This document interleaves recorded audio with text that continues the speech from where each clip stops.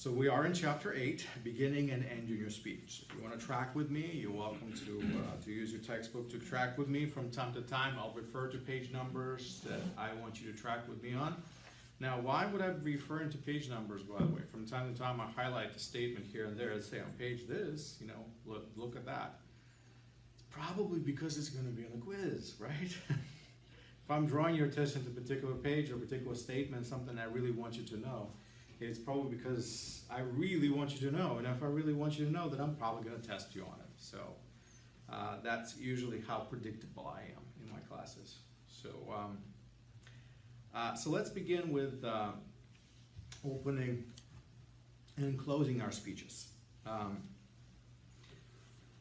As I said, introductions and conclusions are vital. They're very, very important. You blow your chances at introducing your speech well, the rest of the speech is not going to go well. And if you work really, really hard and get everything out, and you don't close your speech well, then it's no good. All that work is for nothing. It's like, imagine taking off on a plane, and you took off, and you flew far, far away, and then it's time to land, and you crash landed. Did it get you there? Yeah, but you're dead. That's it, you're gone. What's the point? And yeah, you're a great pilot, but you never landed a plane, or you landed it so badly that you didn't survive the landing. So basically, it's gone now. This is how it is with speeches. Some people take off really well, but they can't land the plane.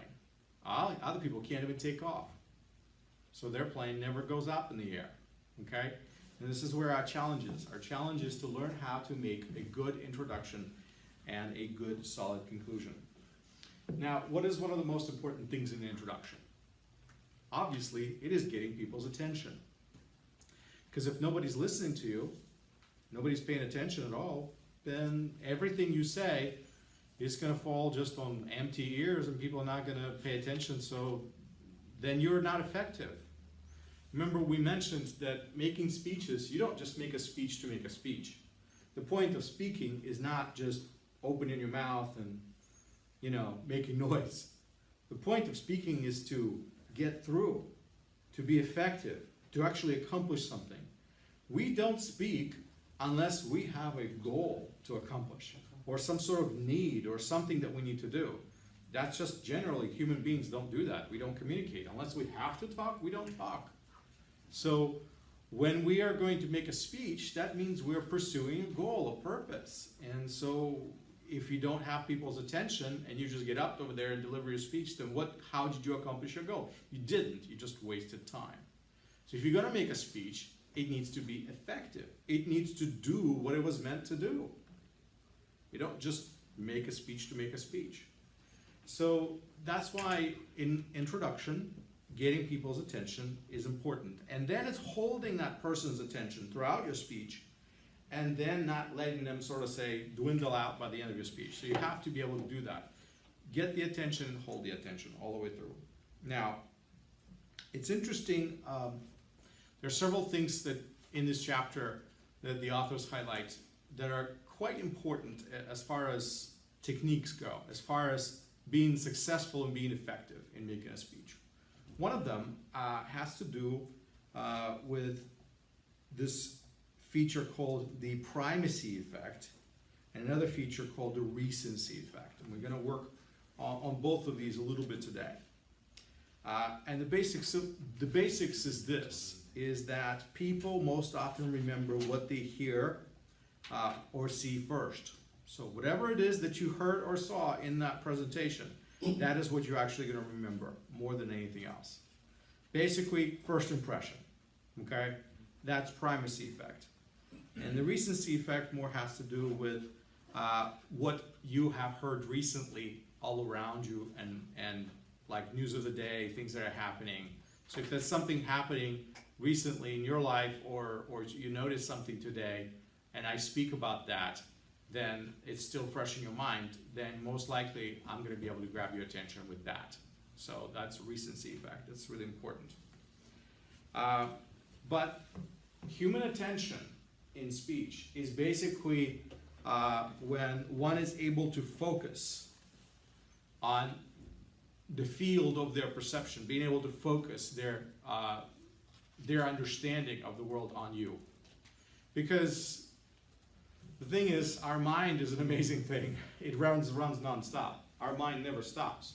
So even if you're not really thinking actively, you actually are thinking. Your mind is going all sorts of places, whether you like it or not. And so to pay attention means to focus your mind on the speaker.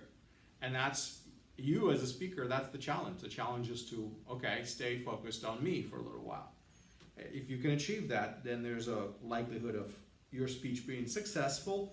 And by successful, I mean effective, because that's what you're after.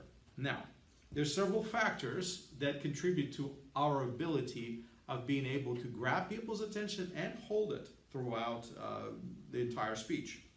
And they're described right here in our textbook in this first part, and then we're going to focus on these introductions and how, sort of say, how to grab people's attention. What are the techniques that we can use? So there's several listed here in the textbook, starting with page 118 and 119 and ongoing. First one is called activity. Activity. By using action words. Whenever somebody speaks, are you guys familiar with active voice and passive voice? So like in grammar, when you write papers or you write something, they always tell you don't use too much passive voice. In academic world, you use a lot of passive voice because you're supposed to be removed from your subject you're studying. But in the real life, we always use active voice. I went, I did, you know, I saw, I conquered, you know, things like that. We always talk about it. And so the more activity it is in your language, it's been proven, the more people pay attention. Okay, so using active verbs per se. The more picturesque your words are, the more powerful your action words are, the most likely people will pay attention to you. Again, a little trick of the trade, but that's how that works. Besides just using action words, there are stories that you can tell. And your stories could be good. Some of us are good storytellers, some of us are not so good storytellers. But believe it or not, stories hold people's attention very well. How many kids like fairy tales? All kids like fairy tales. No, why would they do it? It's just something built into our nature. Kids love to tell us stories. They love to tell stories to each other. They love to have the stories told to them. You know, why do kids watch cartoons all the time? Why? Because those are stories. That's what they are. They're narratives, the stories of somebody else's life. And they can use their imagination to fill in all sorts of gaps in that. So the more dynamic your story is, the more people will most likely to hear it. So if you're telling a story, it better be an interesting one. Otherwise, people will tune you out because they say, well, that doesn't sound dynamic at all. It's just boring, okay? So, and another feature that is very important and powerful that works for introductions and in general is keep it in short snippets, keep it in short segments. Little pieces. Give people little pieces rather than long pieces. The longer the piece, the more you have the chance to lose them somewhere along the way. Short pieces work really well. People have short attention span. Kids have even shorter attention spans. And so if you don't use short stories with them, you're going to lose them right away. It's actually like that with adults as well. It's been proven. So you can focus on short stories or focus on short little statements, and really in your introduction, it doesn't have to be long at all. So just a little catch, just a little hook to pull a person into your speech is all you need. Now, the second aspect of, sort of say, a second technique of building a good introduction that you may want to use is the aspect of reality. When you're speaking about a topic, like if I say to you, I want to talk to you about sensibility. What is sensibility? Most of you are going to start going through your mind and saying, I'm not sure what sensibility is. Sensibility really means this, but it also means that, it also means that. Well, in this context, it means that. In this context, it means that. So all of a sudden, I lost you. Why? Because I chose a topic that's not clear enough. It's not concrete. Sensibility, it's one of those things that's kind of can be understood in a variety of different ways. But if I chose a very concrete, a very real topic, I want to talk to you about speed laws. Now that's something very concrete. You know what speed laws are. I don't have to explain to you what speed laws are because everyone knows it. Everyone who drives it knows it. Even people who don't drive cars know it. So the more concrete your topic is, the more concrete your statement is formulated, using words that actually make sense to your audience, that create an immediate picture of reality, the more likely people will tune into you. So if you talk about specific events or specific people or specific places, then it clicks.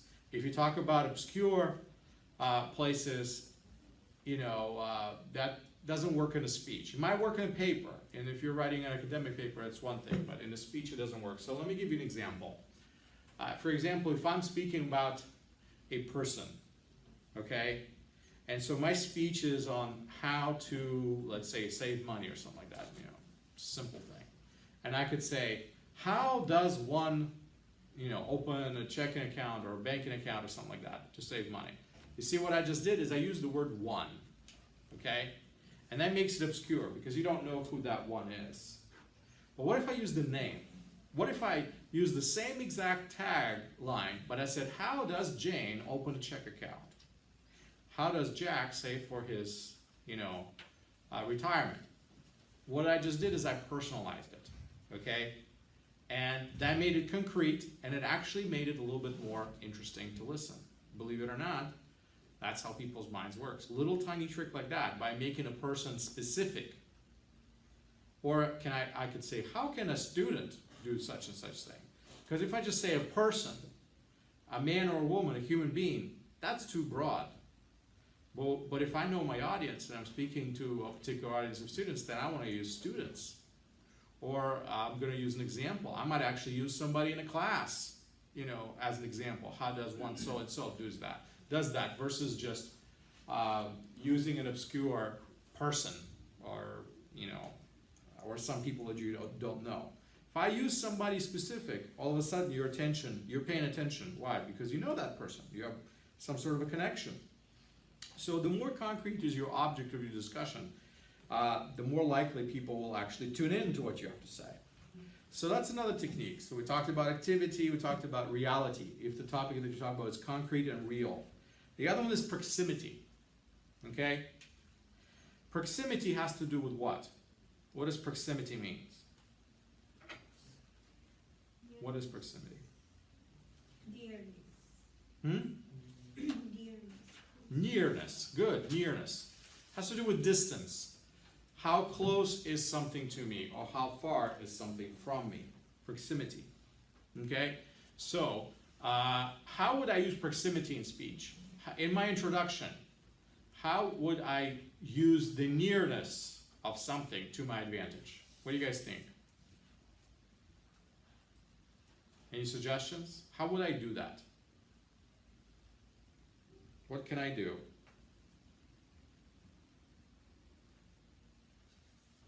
Nearness.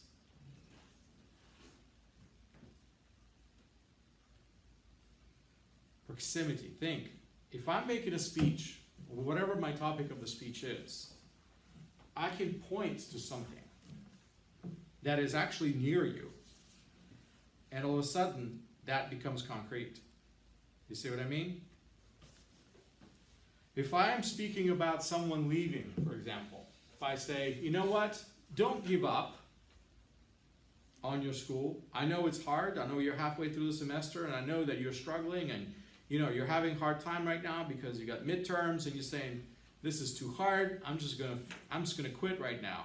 I'm gonna say, do not walk through that door. See that door? Do not walk through that door.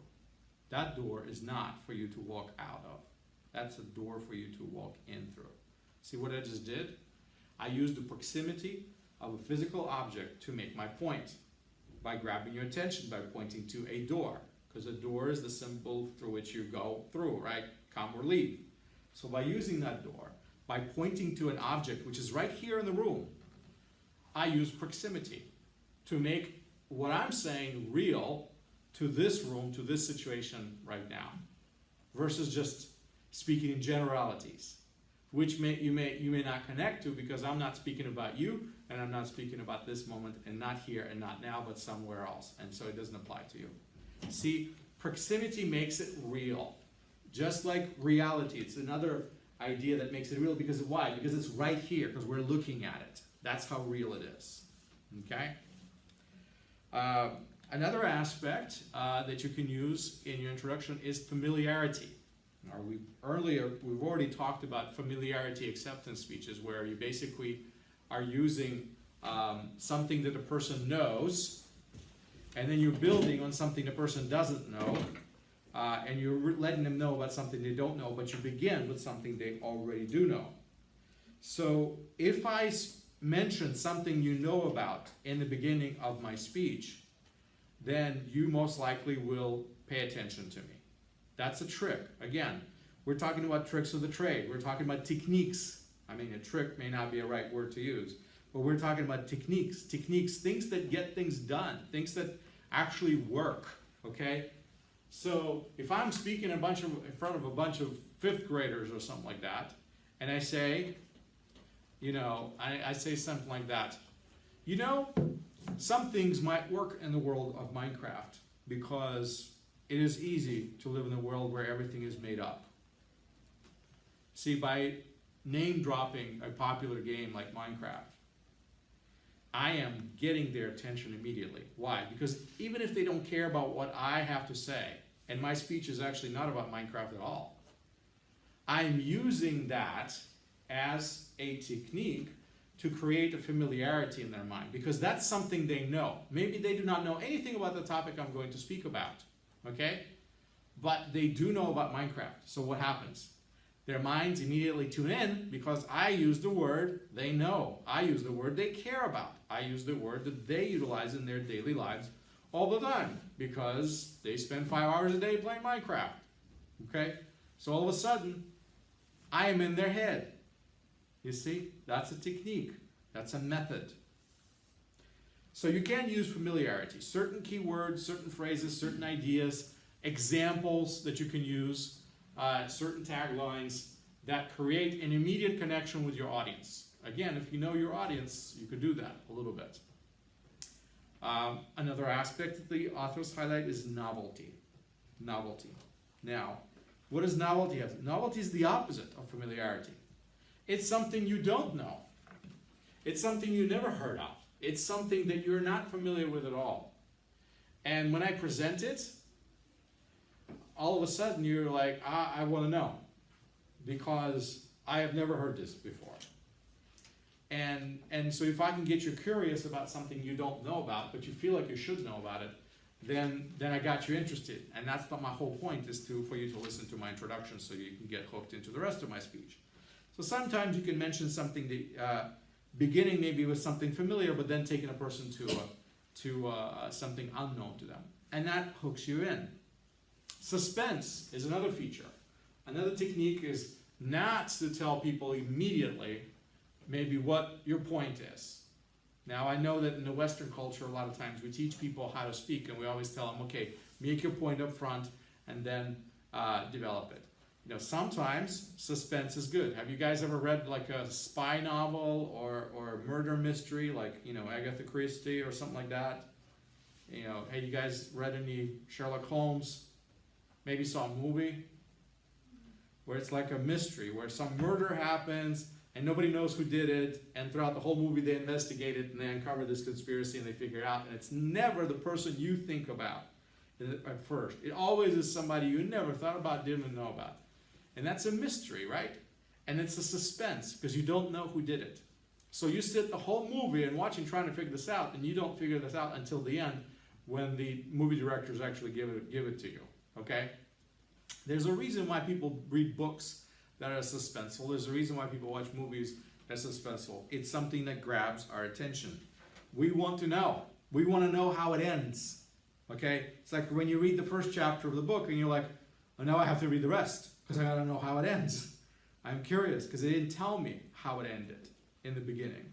So that's always effective. Another technique is introducing your speech through conflict. You can pick a point of view that is conflicting. You can pick and say something that most of your audience will actually disagree with. Okay? Most of your audience will disagree with that idea. And so you can be controversial. You can create some kind of a conflict. And that will certainly get your attention. But make sure you do it the right way. Because to create a conflict just to create a conflict is not going to accomplish it for you. You better tie that conflict into your speech somehow directly.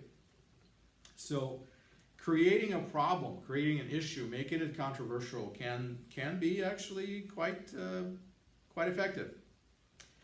Okay, another technique that the authors highlight on page 120 is humor.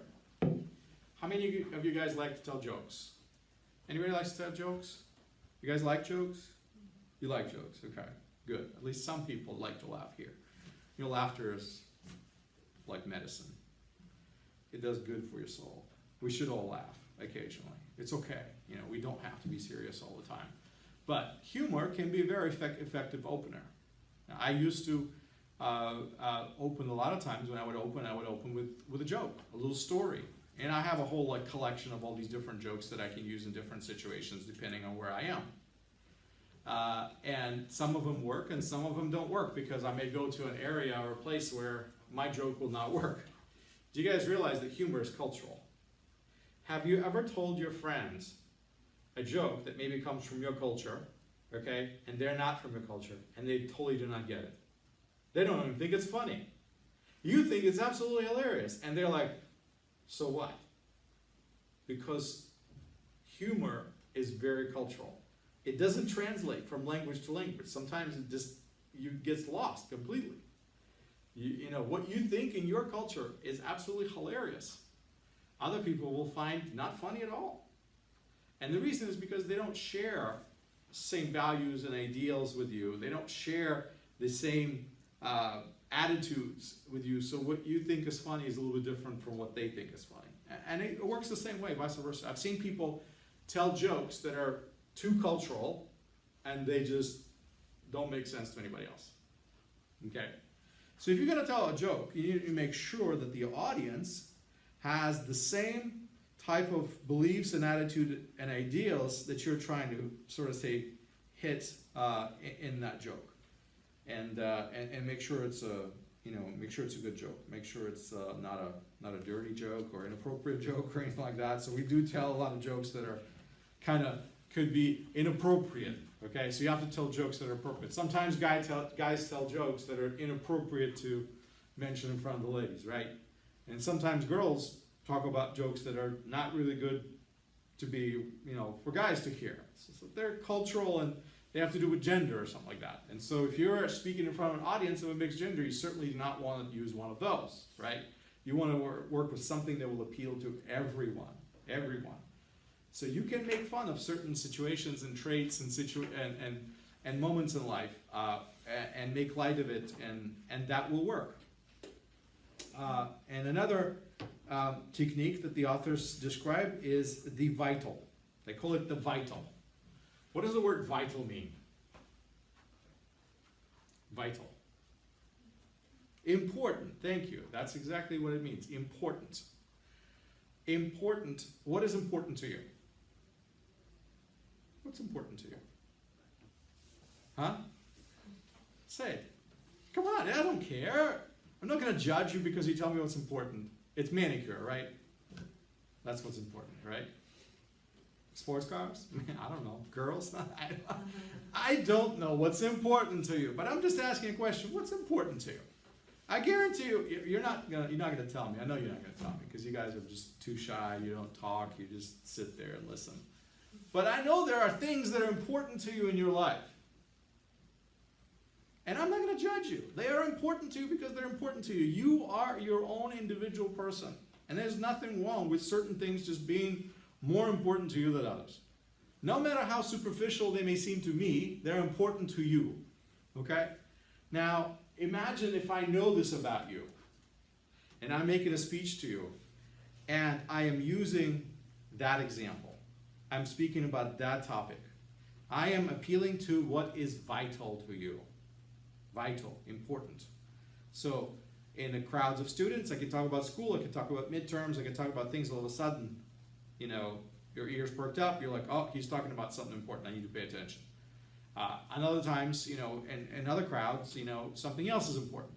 So every community, every group of people, if you can analyze your audience just a little bit, they are attracted to things that they somehow think benefit them, okay? A lot of people, when they listen to anything said by anybody, the only question that is running to their mind is this: what's in it for me? How does that help me? And if they can't answer that question, guess what? They're not listening. Because they don't see the point of listening. Because whatever is being said doesn't help them, doesn't affect their life in any way, so they're automatically not interested. Which is why in the introduction you have to be able to try to hit that point. Now in classes, you know, it's different because people have to listen to your speech and things like that. But in the real world, they don't. And that's where the real, you know, proof comes out. Okay?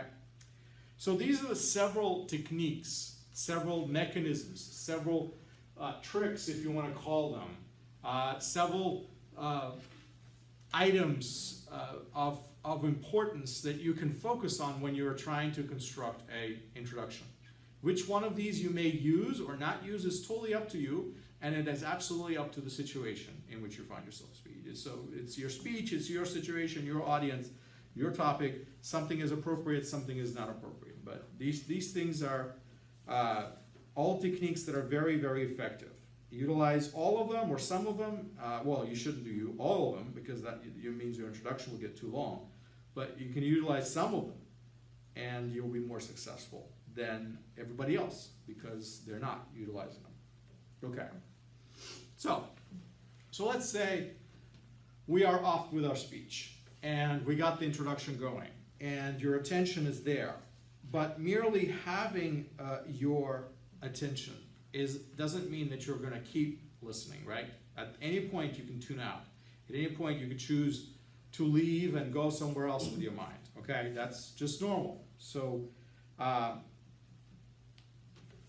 you have to find a connection with your audience where they have to want to listen to you. They have to want to believe you. They have to be convinced that what you're saying is somehow going to help them. Somehow it is directed to them. Somehow it is going to benefit them in some way. Otherwise, if they don't see it, they're going to tune out. Like I said, getting attention is only half of the battle. It's keeping people's attention. Now, I am in a situation where you have to pay attention to me because if we don't discuss these things in class and don't make them clear, and the test comes and you're going to have a hard time working through that. And so you are interested in a sense. What are you interested in? You're interested in passing. You're interested in making a good grade, right? So your interest of benefiting from this information keeps you listening. Other people who don't have to take a test or do a grade might not listen at all, because to them it's like, it's not really something I really care about. But for you, it's different. You're taking this class. You're taking it for credit. That's important. So what are some of the things that you can do to keep a person's attention as they're listening to you? Well, you have to consider whether your audience is listening to you because they have to or they're listening to you because they want to. Now, so for some people, what you're saying is actually interesting. They want to know. And in that sense, you don't have to work hard because you already got them. But other people may not listen to you at all because they don't see a personal benefit from this. Or they're tuning out because you didn't make a good case for them to stay tuned in, stay interested. They're thinking about what they're going to eat tonight. They're thinking about their grocery shopping list. They're thinking about the emails they have to fire off or something like that. That's what they're thinking about. So there are techniques, again, that you can use by getting the attention and by keeping the attention of your audience. One of them is a personal introduction or a personal reference to some sort of a previous engagement. If you and I have some sort of a relationship, if you and I have met before, okay, it's really good to stand up and say, hi, good to see you again. I missed you since last week, or something like that. What does it do? It reinforces our relationship. You're not a new face. We have met before, and this is me speaking to you almost like a friend, right? So I am connecting with you on a personal level. That's important. Which is why a lot of times you hear people in speeches get up and they give thanks to so-and-so and welcome so-and-so and thank so-and-so for inviting them. They're not just saying that to be polite. Well, they are in some ways. They're actually making a personal connection with the person who is engaged on the other side of the speaker. Now, you may not be engaged with them, but they are engaging with that person, and that's why they're saying that. So you'll see this all the time where people get up and speak in front of audiences, and they'll start mentioning people who invited them, or start thanking certain members of the audience for having them over, or there will be all sorts of personal references that they'll keep making. And that is a way of, again, pulling a person in and getting them to listen. Asking a question, even if the question is a rhetorical question, is another technique that people often use. Asking a provocative question, a question that is not easy to answer, but again, a question that has to do something with your life. If it has no bearing on your life, you're most likely to say, I don't care.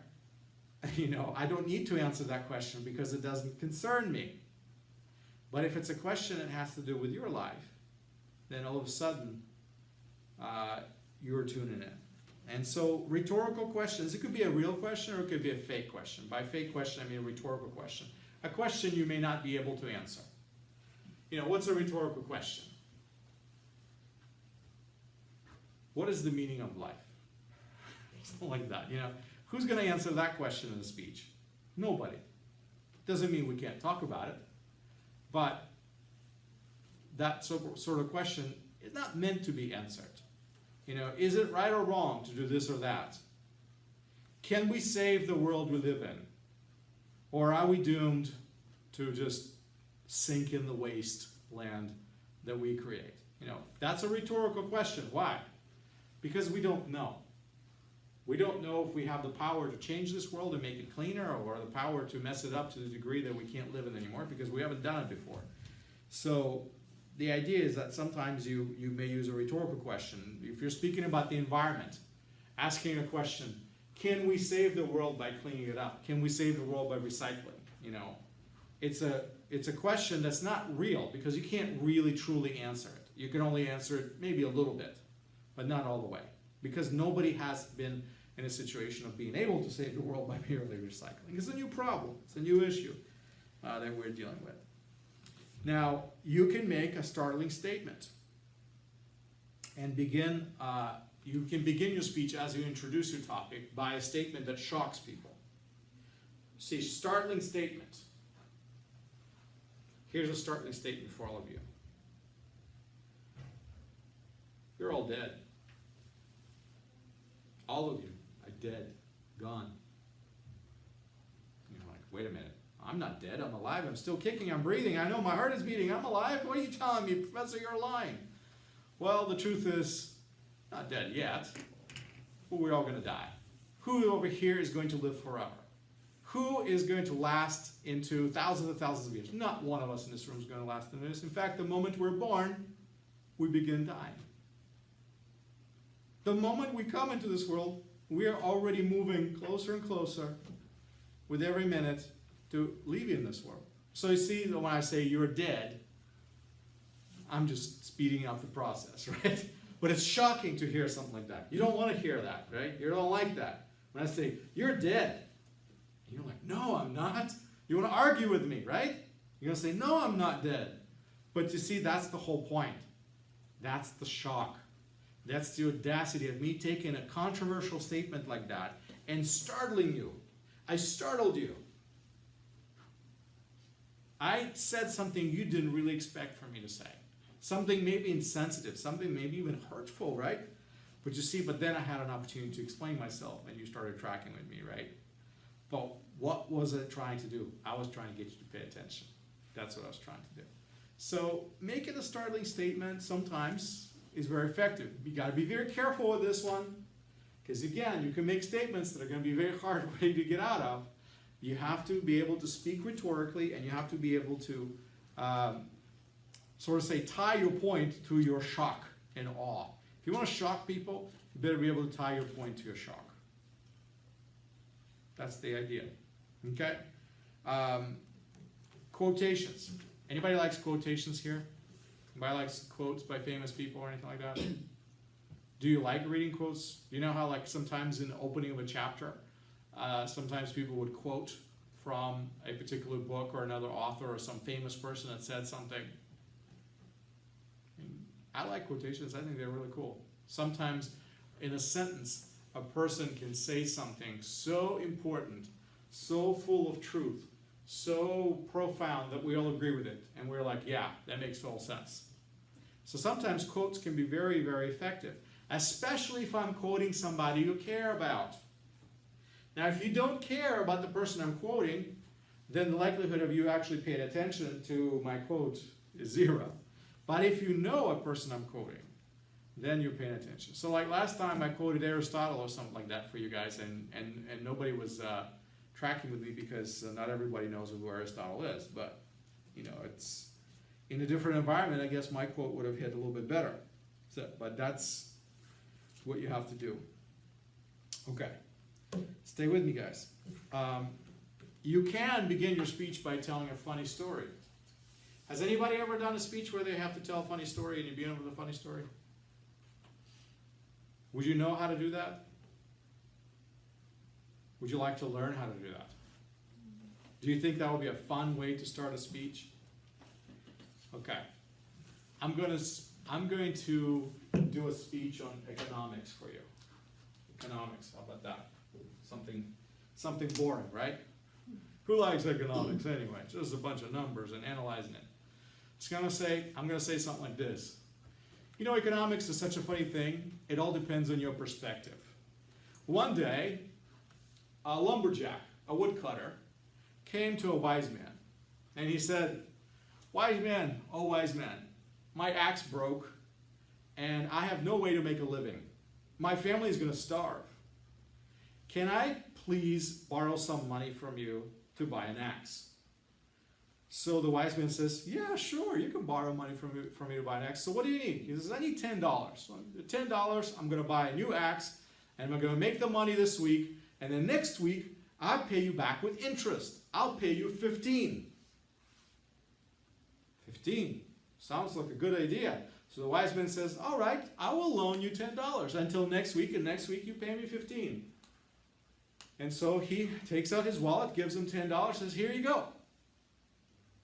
The lumberjack is happy. He's going to go buy himself a new axe so he can go chop some wood and make some money, right? But guess what happens next? The wise man says, "You know what, friend? I know that you struggle. And your family, you got to feed your family, and you know, work is really hard. Next week comes, to pay me back $15 is going to be a really big burden on you, right? How are you going to scrimp up all that money? It's going to be hard for you to pay me back.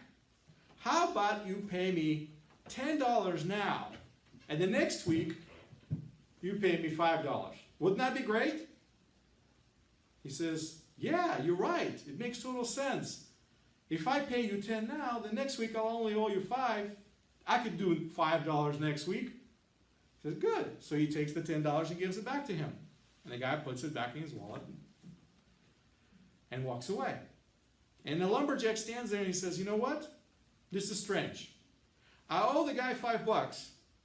I still don't have an axe." And the math totally ends up. The math just adds up. It's all correct. It's all accurate. See, economics is all a matter of perspective. Now you're laughing because you got my joke. You understand? He's got no axe. He owes him money. And the wise man got his $10 back. In the end, he just made $5 easy, right? But the lumberjack still has no way of earning his money. Why? Because he took a suggestion from a wise man about economic principle of economics he did not understand. You don't repay the loan the moment you take the loan out. You defer it until that moment when you had a chance to make the money with the money you borrowed. So, you know, we can talk economics or we can talk public speaking, but the point is this. You can tell a little funny story like this to begin your speech about an economical concept like earning interest, for example, accruing interest. And I can use that as a funny story, as an illustration. I can use that in the middle of my speech. I can use that in an introduction. It doesn't really matter. But the point is I can tell this little funny story. And it's easy to track with. And so if you're going to use humor, make sure it's actually funny. Make sure it is relevant. Because I could have told you a joke about, you know, a priest and a rabbi walk in the bar. How would that be about economics, right? Well, it wouldn't be about economics. But instead, I'm telling you a joke that actually lines up with what I have to say. So you want to make sure it's relevant. And then make sure it's a good taste. So make sure it's nothing, you know, that people would find offensive in your joke. So some things like that. So if I was speaking to a bunch of lumberjacks, guess what? The story would not have been about a lumberjack. The story would have been about somebody else. Because making fun of a person wouldn't be fun for them, right? So I have to be sensitive. So if you're going to tell a joke, make sure that you don't offend people in your audience. That's the idea. Okay? So what is another technique that I want to highlight for you about keeping your audience? Well, using illustration. Illustration is something I do all the time. It's an example, it could be a story, it could be some sort of a story that I tell that helps me explain an idea, helps me explain something concrete. Illustration can be illustration from the news, it can be illustration from the media, it can be anything. It could be an item. I can illustrate my point by simply bringing an item to class, okay?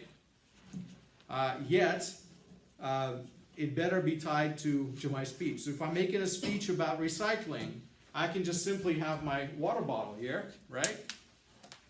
And I can show to you how I can take this water bottle, I can crush it, right? So my water bottle is crushable, you know, and I'm gonna grab her water bottle and say, it doesn't crush. You know what? My water bottle can be scrunched up into a tiny little ball of plastic, and it's easy, and it doesn't take up as much space. So you know what? That recycling technique works. That recycling technique takes up a lot of space. It's the same water bottle, same amount of water. All of a sudden, what did I do? I used an illustration. If I'm speaking about that topic and it helps me, I may want to use a physical item to illustrate a concept or idea. And it sinks in a lot faster than me explaining it to you with words. Okay? And that's all different types of techniques of holding your audience, getting their attention and retaining it. But as I said, lending your plane is also very important. You have to be able to conclude your speech. And if you got the good introduction but not a good conclusion, then again, everything you said is for nothing. How many of you have seen people conclude their speech by saying, okay, I guess that's all I have to say about that. And then they just walk off. You ever seen that? It's the worst way to end a speech. You don't just speak, and then say, okay, that's it, I'm done. Never tell people you're done. It's not that you're not done. Yeah, of course you're done, but don't announce it. You have to have a proper closing to your speech. A point, something that finishes it.